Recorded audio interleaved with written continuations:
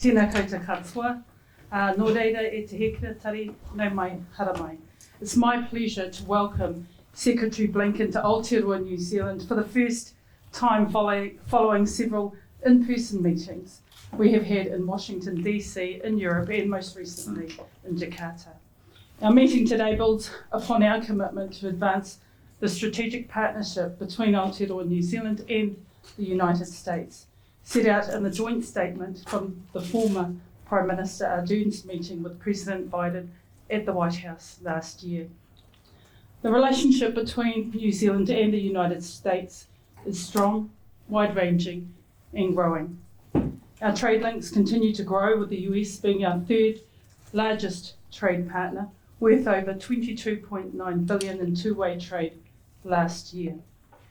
We value our security relationship and our strong defence connections. We're also close partners on important 21st century challenges like space, cybersecurity and on Antarctica. New Zealand views the US among our closest friends, and that our commitment to the international rules-based system has been designed to protect norms that work in the interests of all states, irrespective of size. I was pleased to have a warm in-person discussion with Secretary Blinken today, covering many of our common interests and challenges that our two countries share. We discussed the functioning of the rules-based international system, which has been fundamental to our prosperity, and the challenges it faces in a more contested global environment and our Pacific region. We highlighted our ongoing commitments to democracy and human rights and the strong interests we both have in supporting peace and stability in the region and globally. I particularly want to acknowledge the ongoing commitment the US is showing to supporting the resilience of our Pacific partners and indeed our region. The Secretary has arrived here having already visited Tonga, opening a post there, building on a commitment to be more present in our region, and we welcome that. We want to reaffirm that just as our bilateral relationship is important, what we do together within the region and in a multilateral sense continues to reinforce those values that we share in common. We discussed our approaches to the Indo-Pacific security issues and our respective relationships in this region. We talked about our responses to Russia's illegal war against Ukraine, and closer to home, we talked about the issues of our Pacific region and the things that we are grappling with and that we can work together on. We also spoke about ways to strengthen our bilateral relationship even further, whether that be deepening our economic ties, including through the successful conclusion of IPEF negotiations, building on strong people-to-people links that transverse families, friends, businesses, the arts like film and digital media, and links between iwi and Indigenous communities here in the United States, building off the visit of Secretary Haaland. I took the opportunity to convey New Zealand's support for the United States APEC host year this year and reiterate that we would welcome a US return to the CPTPP. In the spirit of finding new frontiers for our partnership, the Secretary and I spoke about ways to deepen our cooperation, including on technology and through bilateral dialogue on critical and emerging technologies and indeed AI. Officials will begin exploratory discussions on the scope of this dialogue later this year. As you all know, New Zealand is proudly co-hosting the FIFA Women's World Cup. There's nothing like a bit of sports diplomacy, and Secretary, we wish your team well. Welcome to New Zealand, and I'll pass the time over to you. Thank you so much, and good morning, everyone. Kia ora. Madam Foreign Minister, and I thank you.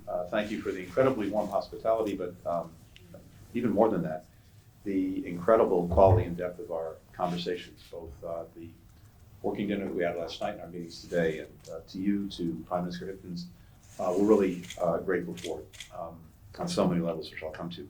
This is my first visit to New Zealand. I was going to say as Secretary, I have to acknowledge it's my first visit to New Zealand, period. Long overdue, and some things in life actually occasionally exceed even your highest expectations, and I can safely say that's already the case. It's really wonderful to be here. The welcome ceremony that you honored us with today is something that I will never forget, and I thank you for it. Now, with your permission, there is one word that I want to say about something that is not on our agenda, and that is that we are very closely monitoring the situation and developments in Niger. I spoke with President Bazoum earlier this morning and made clear that the United States resolutely supports him as the democratically elected president of Niger. We call for his immediate release. We condemn any effort to seize power by force. We're actively engaged with the Niger government, but also with partners in the region and around the world. We'll continue to do so until the situation is resolved appropriately and peacefully. I also want to express the American people's deepest condolences after last week's shooting in Auckland. Our hearts are with the victims, with the survivors, with their families, with the people of New Zealand. It's especially in difficult moments that we're reminded of the closeness of our friendship, a friendship that is rooted in common values, common interests, and in the many connections between Americans and Kiwis. I especially want to thank our embassy team led by Ambassador Udall for their incredible work, day in, day out, to strengthen those ties between our countries and between our peoples. The United States, as a Pacific nation, is deeply committed to realizing our shared vision for a free, open, prosperous, secure, resilient, and connected Indo-Pacific. And what does that mean?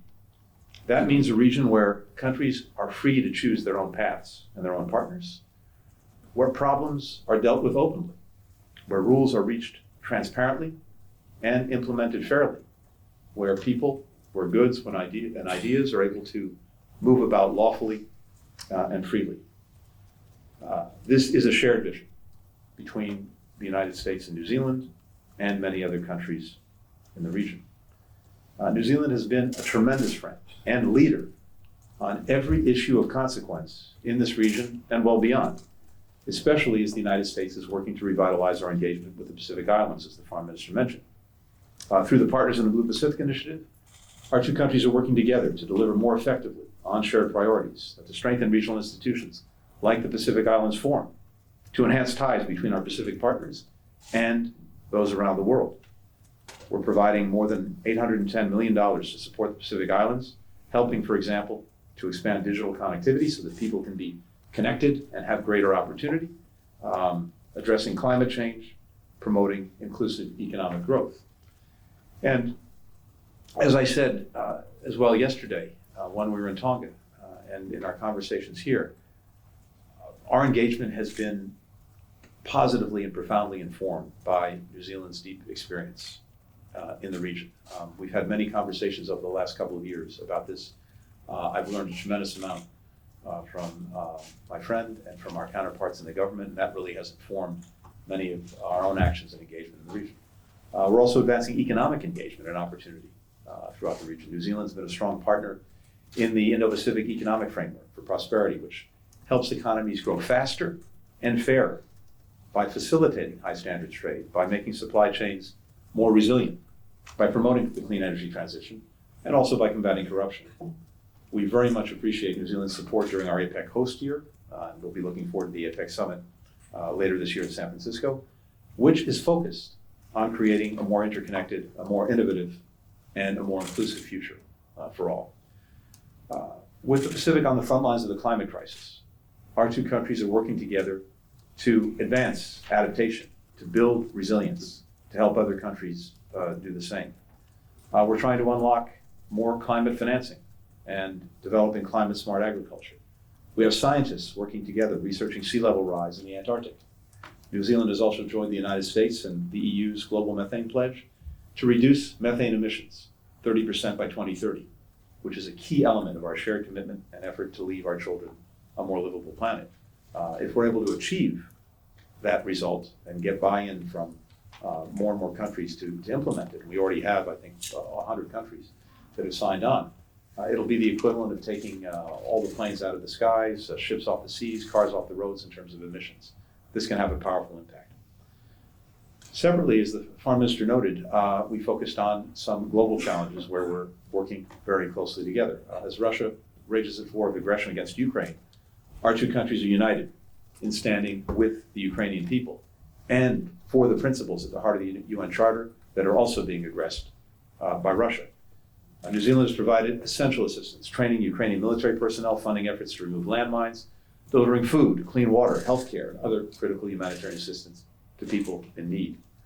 The Prime Minister's participation at this year's NATO summit was a welcome demonstration of NATO's work with our partners in the Asia Pacific, and notably New Zealand. And our two countries stand ready to support a just and lasting peace in Ukraine, based on the principles of sovereignty, of territorial integrity, and independence. These are the same principles that underlie the rules-based international order that we have been working to uphold in this region, and indeed against those who seek to undermine them or advance an alternative version anywhere in the world. We recognize that New Zealand has long-standing, complex relationships with countries in the Indo-Pacific, just as we do, and will support all nations, freely determining their relationships and their partnerships. We also believe together that we should use those relationships, both with allies and partners and with other nations, to defend and advance our affirmative vision for the Indo-Pacific, in which countries make their own sovereign decisions, free from coercion. Ultimately, the partnership between the United States and New Zealand is rooted in our people and what we can do to help them. That means continuing to advance the rights of our indigenous communities, as Naya has throughout her remarkable career. It means championing LGBTQI+ rights, including through the Global Equality Fund, which New Zealand joined us last month. Investing in our people also means bringing Americans and Kiwis even closer together, whether through our Young Pacific Leaders program or, yes, on the football pitch. I cannot imagine a better co-host for the Women's World Cup in New Zealand, which has both a tremendous tradition of athletic excellence and a long-standing commitment to women's equality.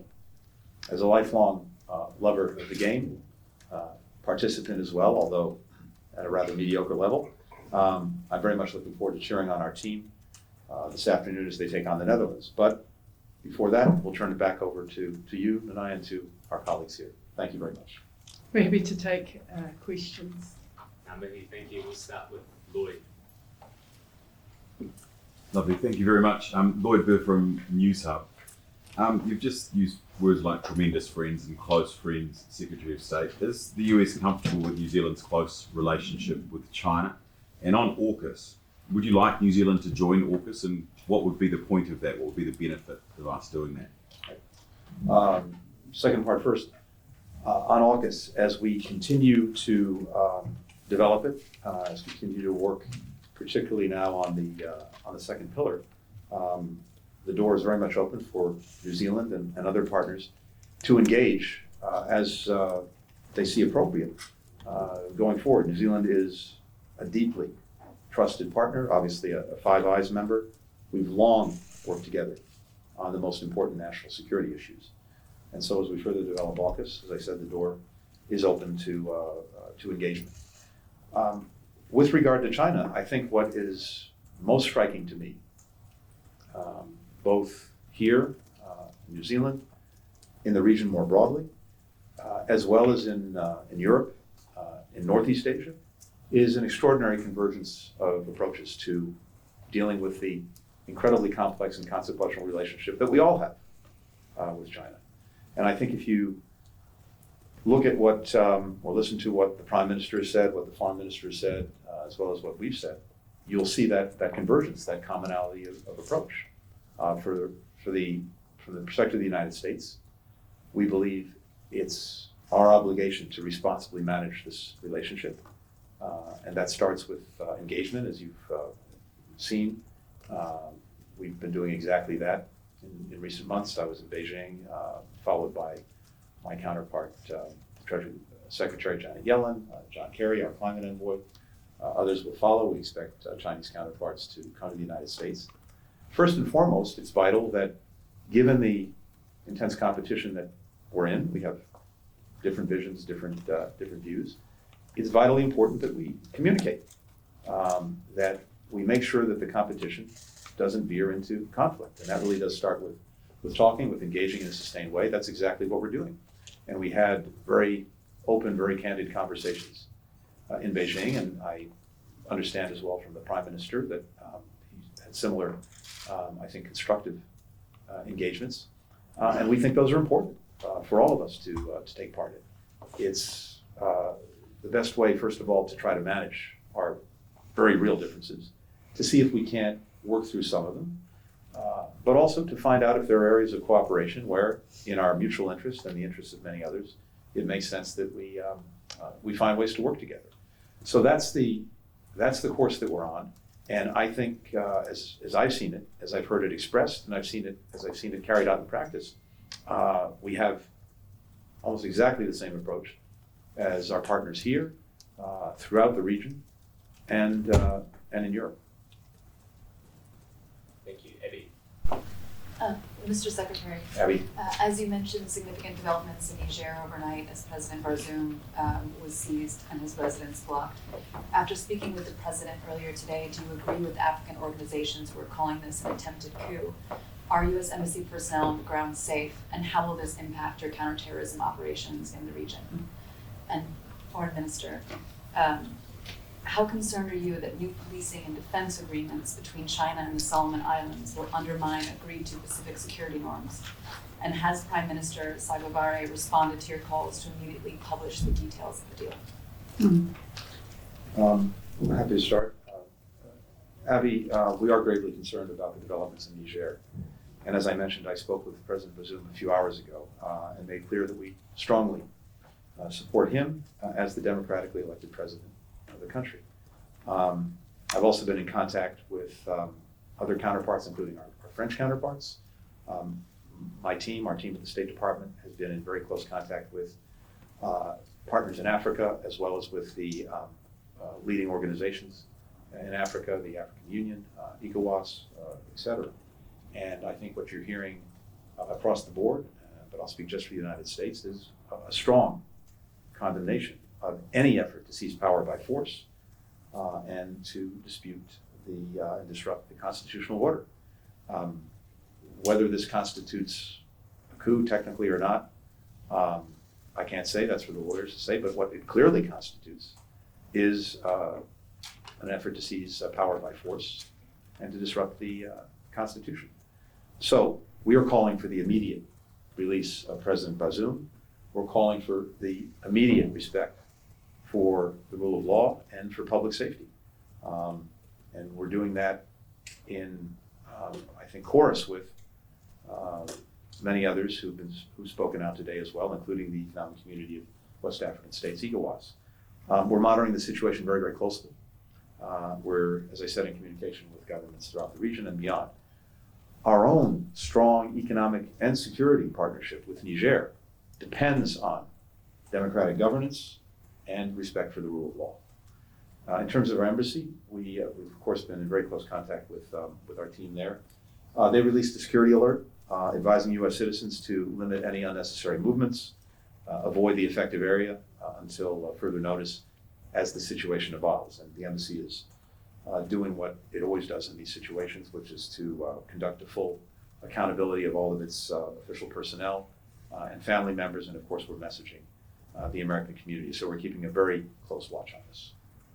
Abby, thank you for the question. And with regards to the arrangements between China and the Solomon Islands, of course we respect the sovereignty of Solomons to make their own decisions, but for New Zealand we also respect regional arrangements that have been long held and agreed to, like for example the Boe Declaration. And what that means in a practical sense is that there is widespread agreement amongst Pacific states that when it comes to security issues that we will take a family first approach.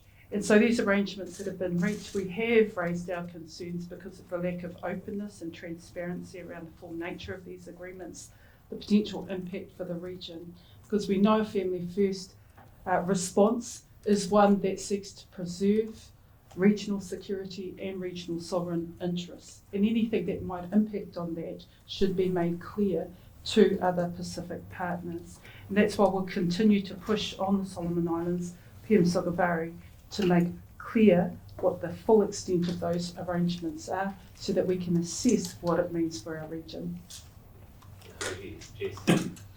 This is a question for Secretary Blinken. Jessica Mackay from Television New Zealand. A two-part question, if I can. Firstly, on the issue of Ukraine, are you confident that that the counteroffensive has begun, and how hopeful are you of its success? And also, what would it take for the US to rejoin the CPTPP? Great, thank you very much. First, with regard to Ukraine, well, first, of course, the counteroffensive itself did begin many weeks ago. I think the question on the table now is whether the Ukrainians are deploying some of the units that they've held back and putting all of those into the counteroffensive. And I really refer you to our Defense Department and other experts on exactly what's happening on the ground. But what I can say is this: we believe that the tools, the equipment, the training, the advice that many of us have shared with the Ukrainians over many months puts them in a good position to be successful on the ground in recovering more of the territory that Russia has taken from Ukraine. Keep in mind, it's important to step back for 1 minute. What Russia was trying to achieve in Ukraine has already failed. The objective that President Putin set in Ukraine was to erase it from the map, to eliminate its independence, to subsume it into Russia. That failed a long time ago. Now, of course, there's an intense battle going on for the land that Russia has seized from Ukraine, and that Ukraine is rightly trying to recover. Since the beginning of the Russian aggression in February, Ukraine's taken back about half of what Russia seized in that aggression. But there's an intense battle going on now, again, to recover more of that land.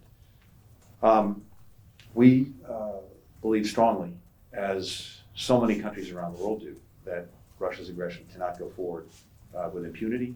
To allow that to happen would be not only to acquiesce to the aggression against Ukraine and its people, but to the aggression against the very principles at the heart of the United Nations Charter that are vital for peace and security around the world: territorial integrity, sovereignty, independence. That's why so many countries have come together in such strong and sustained support for Ukraine as it goes forward. At the end of the day, the strength, the resilience, the dedication of the Ukrainian people are really what's going to make the difference. They're fighting for their own country, for their own future, for their land, for their freedom. The Russians are not, and that's fundamentally the difference maker.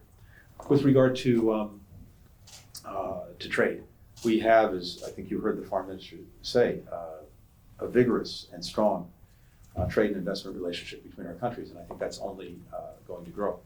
Our focus right now is on building out the Indo-Pacific economic framework, and I think that's important in a number of ways. We, by the way, deeply appreciate New Zealand's very positive engagement and leadership on really fleshing that out. This is a new type of economic arrangement. It goes beyond, in many ways, traditional free trade arrangements, both in the ambition of its commitments, as well as the scope of the areas that it covers. So, for example, we are working together to actually address what already are, the critical pillars of 21st century economies: secure and resilient supply chains, digital transformation, clean energy development, and making sure that trade is actually facilitated and that it's done in a fair and transparent manner. We've had great success already with the Indo-Pacific Economic Framework in building out the second pillar on supply chains, and we're working closely together on that. By the end of the year, I suspect we will have finished developing the other pillars. So that is our focus, and we're gratified to have New Zealand's partnership, as well as many other countries, in advancing, not just advancing that vision, but turning it into a practical reality. Thank you. And finally, Michael. Hi, Michael Birnbaum from the Washington Post. Thanks very much for taking our questions. Secretary Blinken, if I could ask a couple questions about Ukraine. The African leaders are meeting today with President Putin to talk about food issues, among other topics. Can you tell us about what outreach you and the Biden administration have had in trying to get African leaders to push Putin on the grain deal, and what your backup plan is if Russia does not move on that? And I was wondering if I could ask you also about U.S. policy on sharing information about war crimes in Ukraine with the ICC. Has there been a shift on that? And you may have just told us to ask the Pentagon about the counteroffensive, but there are reports out there that the U.S. believes there's been a shift to a main phase of the Ukrainian counteroffensive. So just wanted to see if you had a precision about that. And Madam Foreign Minister, I'm wondering, from your perspective, what parts of Pillar 2 of AUKUS New Zealand might be interested in joining and taking part in? And also, of course, you mentioned Tonga. We've just come there from there, and was wondering, clearly the United States and China are focused on sort of military and security aspects of relations in the Pacific right now. Are you concerned about the militarization of the Pacific? And would you like the United States to do anything differently in the Pacific right now? Yeah, perhaps I'll go first this Please. one. Thank you for the question. And I've been quite clear in terms of New Zealand's position on the AUKUS arrangements right from the beginning, is that New Zealand's not prepared to compromise or change our nuclear-free position. That's in the first instance. And that's acknowledged and regarded by AUKUS members, and they have certainly heard what we've said in relation to our concerns around compliance of those arrangements with the Treaty of Rarotonga, and it is a widely held view across the region. When I consider the aspects of Pillar 2, and that was relayed to the Secretary at an officials level, we're exploring what the full extent of Pillar 2 opportunities could look like, and then once that's well understood and articulated by officials and agreed to, that will come back to Cabinet. So nothing's been agreed to, and I want to be really clear about that. But we need to bear in mind that with members of AUKUS and indeed those of our close partners, we're already agreeing on a number of fronts across a range of issues that serve our common interest, which both of us have already discussed from a security and defence point of view, but also from a trade and economic point of view, increasing both our bilateral, regional and multilateral opportunities to strengthen our international rules-based system.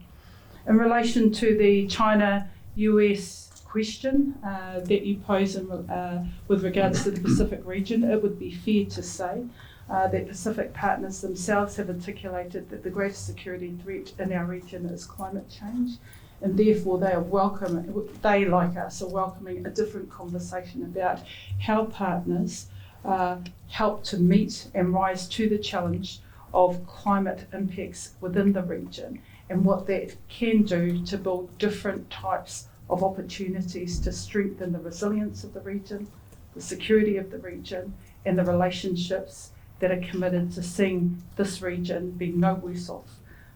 And that's going to be an important element as we seek to foster and grow the range of partnerships with the likes of the US, who are now creating new embassies across the region, have resumed the Peace Corps within the region, and also having a presence in relation to a significant economic component which is important to the Pacific, which is around the long-term management of the tuna fisheries, as well as presence in Fiji with USAID. So that all, I think, bodes well for an increased presence with greater commitment, but also hearing the aspirations of the Pacific and working in partnership with them.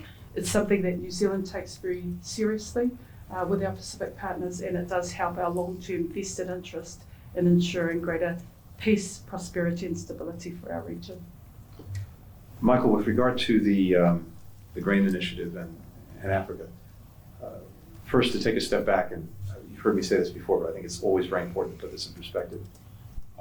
As we all know, that initiative never should have been necessary in the first place. The only reason there is a Black Sea Grain Initiative, or there was until Russia pulled the plug on it again, is because Russia invaded Ukraine, and then having invaded Ukraine, it blockaded its ports, preventing Ukraine from exporting its grain, its wheat, its food products to the world. And so many countries around the world depend on those products, and also depend on those products being on the market so that prices are kept low. So having said that, of course, the United Nations, Turkey, helped initiate this project to make sure that grain, wheat, other products were getting out. And during its pendency, before Russia tore it up just a week or so ago, something like almost 35 million tons of food products had gotten out through that initiative to world markets. Half of those products or more were going to the developing world. 2/3 of the wheat going to the developing world. As a result, supplies were there, prices were kept lower. As I've mentioned before, it was the equivalent of exporting 18 billion loaves of bread through this one corridor that Russia has now shut down. So that's the context in which this is happening. From day one, going back to the initial Russian aggression, we've been in very close contact with partners throughout Africa, particularly on the question of food security.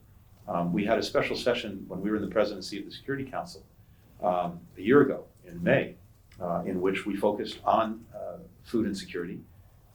That's been the product of a confluence of things over the last few years, to include climate, to include COVID, and unfortunately to include conflict, and notably the Russian aggression. All those things have come together to make food supplies more challenged and to increase prices. So we know that particularly for countries in Africa, this is an acute problem. And the United States, going back a long time, has been trying to lead the response to be part of the solution. Since the aggression against Ukraine by Russia, we've contributed an additional $14.5 billion to global food security. Some of that for emergency assistance to help countries, particularly in the developing world, that were in need. Some of it going to help their sustainable productive capacity. On the margins of that UN meeting that I mentioned, I pulled together colleagues from about 10 African countries. Again, this is a year ago May, to hear from them what they were looking for, what they needed from all of us to address this challenge. And what I heard was not only the emergency assistance, which is deeply appreciated, but also investments in their long-term productive capacity. When we had the Africa Leaders Summit that President Biden convened and had African leaders together for 3 days in Washington, this was a big focus of our work and ongoing efforts. Parenthetically, the United States contributes about half of the budget of the World Food Program. Russia contributes about 0.02%. So that gives you some idea of who's the solution and who's the problem. In the immediate, yes, we've been in very close contact with countries throughout the developing world, and notably countries in Africa. I think it's very clear from the responses that you've already seen that they know exactly who's to blame for this current situation, the current predicament, with Russia pulling out of the Black Sea Grain Initiative. And it wasn't only pulling out. What have they done since they pulled out? They've repeatedly bombed the port of Odessa. They've laid mines in the Black Sea. They've explicitly threatened shipping. I think that sends a very clear message, and I think it's a message that is falling on very, very critical and concerned ears in Africa and throughout the developing world. My expectation would be that Russia will hear this clearly from our African partners when they meet. With regard to the ICC, we've made clear that there needs to be accountability for those who have committed war crimes in Ukraine. And we've said that consistently from day one, and we've also acted on that. We support the ICC's investigation. We'll be cooperating with that investigation. I'm not going to get into the details, the specifics of any cooperation, because the court treats requests for cooperation confidentially, and we of course respect that. But the bottom line is we support accountability through a number of mechanisms, including the ICC. And finally, on the counteroffensive, I really don't have anything to add to what I said before.